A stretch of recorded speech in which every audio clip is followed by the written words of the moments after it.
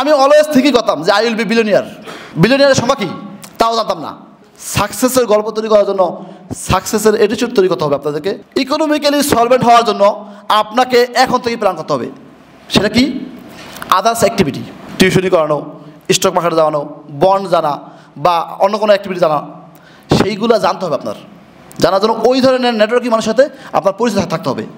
আমার ছোটো ভাইদের প্রতি রিকোয়েস্ট, পলিটিক্স করতে গিয়ে আপনি আপনার ফ্যামিলিকে বিপদে ফেলবেন না। পলিটিক্স অবশ্যই করবেন, সেটাকে সহনশীল মাত্রায় রেখে আপনার কেরিয়ার এবং আপনার জীবন দর্শনকে ধারণ করে পলিটিক্স করবেন।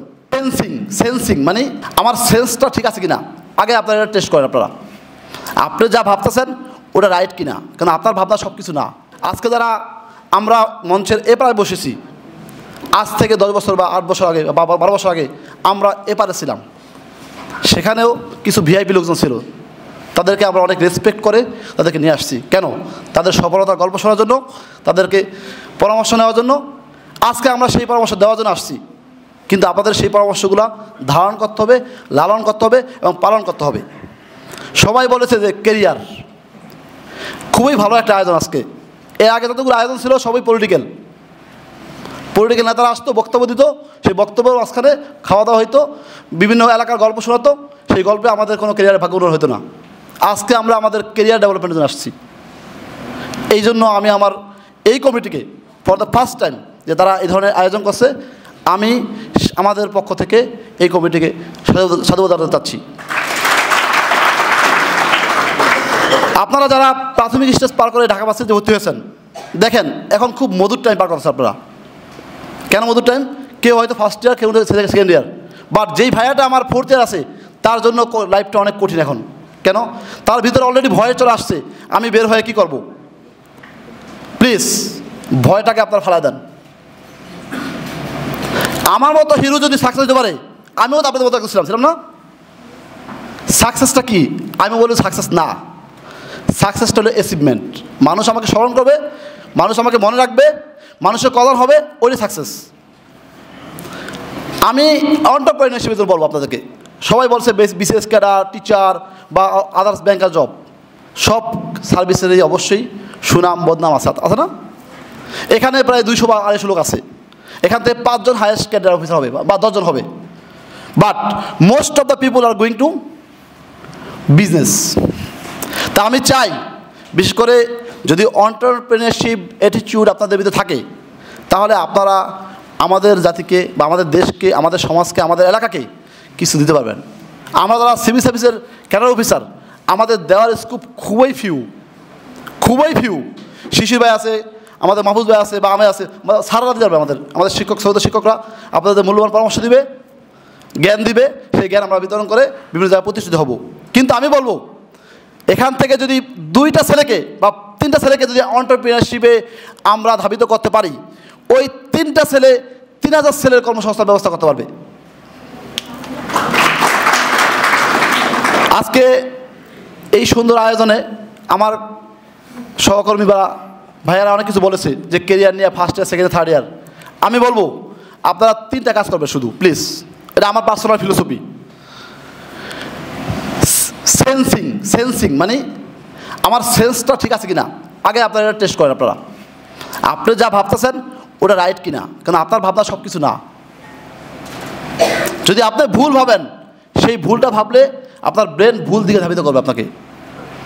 তা আপনি আপনার সেন্সিংটা আগে টেস্ট করেন যে আপনার সেন্সিংটা সোসাইটির সাথে যাচ্ছে কিনা বা সবার সাথে মিলতেছে কিনা। যদি এটা মিলে যায়, আপনি যা বলতেছেন সেটাকে রেসপন্সিং হচ্ছে কিনা, মানে আপনার অপোনেন্ট যে আছে সে কি সেটাকে রেসপন্স করতেছে কিনা। দ্যাট ইজ কি হলো সেন্সিং অ্যান্ড রেসপন্ডিং।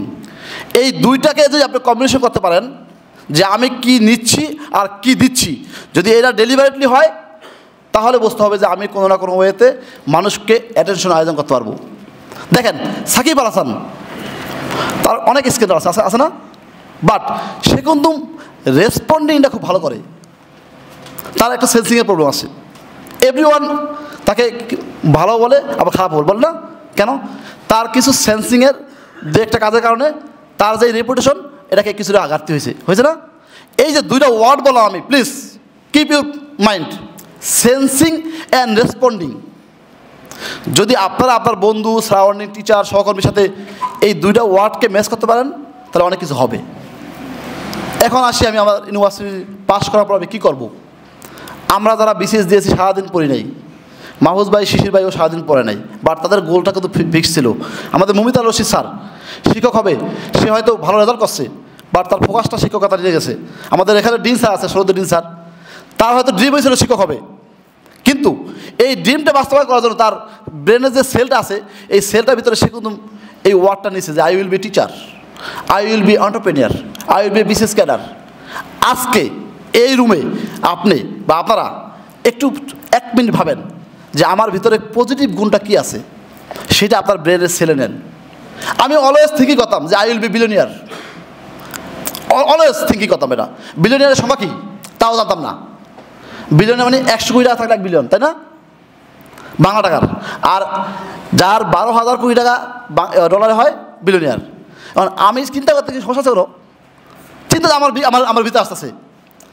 যদি আমি অ্যাচিভ করতে না পারি, নো প্রবলেম, বিলিয়নিয়ার শব্দটা আমার ভিতরে আমি গাইতে নিচ্ছি যে আই উইল বি বিলিয়নিয়ার। এখন শিশির ভাই ভাবছে হয়তো আই উইল বি মহাপরিচালক, এক্সাম্পল দিলাম। তা আপনাদের ভিতরে প্রত্যেকে আছে যে আমি কেউ এন্টারপ্রেনিয়ার হব, আমি কেউ খেলোয়াড় হব, বা আমি কেউ ভালো রাইটার হব। আজকে আপনার ব্রেনের ভিতরে সেট করেন যে আই উইল বি কি ডট ডট ডট। যদি আপনার ব্রেনে সেল আপনাকে রিসিভ করতে পারে, রেসপন্ডিং করতে পারে, আমি বিলিভ করি আপনারা ওইটা রিসিভ করবেনই। কি আপনাদের ভিতরে বিশ্বাস আছে? আছে। আমি যে ওয়ার্ডটা বললাম আপনারা যে আপনার ব্রেনের সেলকে আপনি অ্যাটাচ করান যে আপনি কি হইতে চান। এখানে আমরা অনেক কথা বলতে পারবো, অনেক কিছু শোনাবো, বাট যদি একটা ওয়ার্ড, ক্যাচিং ওয়ার্ড আপনারা নিতে পারেন, আপনাদের জীবনের মোড় ঘুরে যাবে। তাহলে আপনাদের কী করতে দেবো, সেন্সিং অ্যান্ড রেসপন্ডিং হয়ে গেল। তাহলে আপনাদের লাগবে নেটওয়ার্কিং। ওই সেন্সিং অ্যান্ড রেসপন্ডিংটা কাকে দেখাবেন, কার সাথে শেয়ার করবেন? আপনার স্মার্ট নেটওয়ার্কিং লাগবে, তাই না? এই নেটওয়ার্কিংটার জন্য আপনাকে অবশ্যই বিভিন্ন প্ল্যাটফর্মে যারা আছেন, কৃতিরা যারা আছে, একটা বিশাল নেটওয়ার্কিং হয়ে গেছে না? আরও যে সকল সংগঠন আছে, অ্যাট দ্য সেম টাইম আমরা সবাই কিন্তু মধ্যবিত্ত ফ্যামিলি আসছে। আজকে যাদের চেহারা দেখা যাচ্ছে অলমোস্ট সবাই আমাদের ফ্যামিলি ব্যাকগ্রাউন্ড হয়তো বা সেই লেভেলে ভালো না, যে বাবা মা খুব বেশি ইনকাম আছে, ঢাকা ইউনিভার্সিটি যারা পড়ি, আমাদের ইকোনমিক্যালি সলভেন্ট হওয়া লাগবে, তাই না? দ্যাটস ওয়াই ইকোনমিক্যালি সলভেন্ট হওয়ার জন্য আপনাকে এখন থেকে প্ল্যান করতে হবে। সেটা কি? Others activity. সে আদার্স অ্যাক্টিভিটি কী? টিউশনি করানো, স্টক মার্কেটে জানানো, বন্ড জানা, বা অন্য কোনো অ্যাক্টিভিটি জানা, সেইগুলো জানতে হবে আপনার। জানার জন্য ওই ধরনের নেটওয়ার্কিং মানুষের সাথে আপনার পরিচয় থাকতে হবে। যদি আপনি ওই নেটওয়ার্কিংটা করতে পারেন, কোনো না কোনো ফর্মেটে আপনি আপনার ওই সাকসেসটা পেয়ে যাবেন। তা আমি আমার স্যারদের প্রতি বিনয়ের সাথে রিকোয়েস্ট করবো, স্যার আপনারা যারা ক্লাসে আমাদের সহকর্মী বা আমাদের ছোটো ভাইদেরকে শেখাবেন, এই সেন্সিং অ্যান্ড রেসপন্ডিং এবং তার ব্রেনে যে কথাটা নিতে পারে, এই ওয়ার্ডটা যেন ঢুকানো যায়। স্যার আমি বিনয়ের সাথে রিকোয়েস্ট করবো, স্যার আপনারা এই জিনিসটা ঢুকাই দেন যে কী হইতে চায় ওটা ব্রেন নেয়। এখন আসছি আল্লাহ ব্যর্থতা গল্প। আমাদের ব্রেনে অনেক কিছু আছে যে নিতে পারে না। দেখবেন অনেক হতাশ স্টুডেন্ট আছে, অনেক হতাশ তারা। কেন? পারিবারিক, সামাজিক, রাজনৈতিক কারণে তারা অস্থির অনেক। আরে ভাই, অস্থিরতা শেষে কিন্তু স্থির হতেই হবে। যদি আপনি ভাবতে পারেন যে ব্যর্থতার জিনিসটা আপনার ভিতরে যা আছে এর পরে সাকসেস আসবে, তাহলে আলটিমেটলি আপনি জেনুইন আপনি সাকসেস হবেন।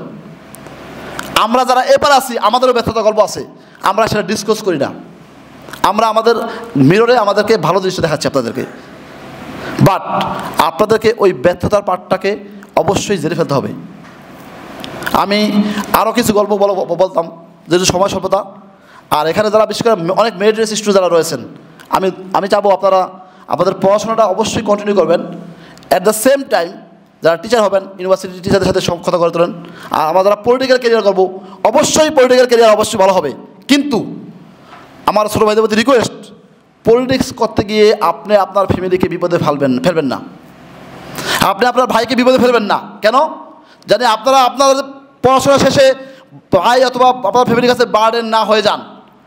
পলিটিক্স অবশ্যই করবেন, সেটাকে সহনশীল মাত্রায় রেখে আপনার কেরিয়ার এবং আপনার জীবন দর্শনকে ধারণ করে পলিটিক্স করবেন, যাতে করে আপনার পরিবারের প্রতি আপনার বার্ডেন বোঝা না হয়।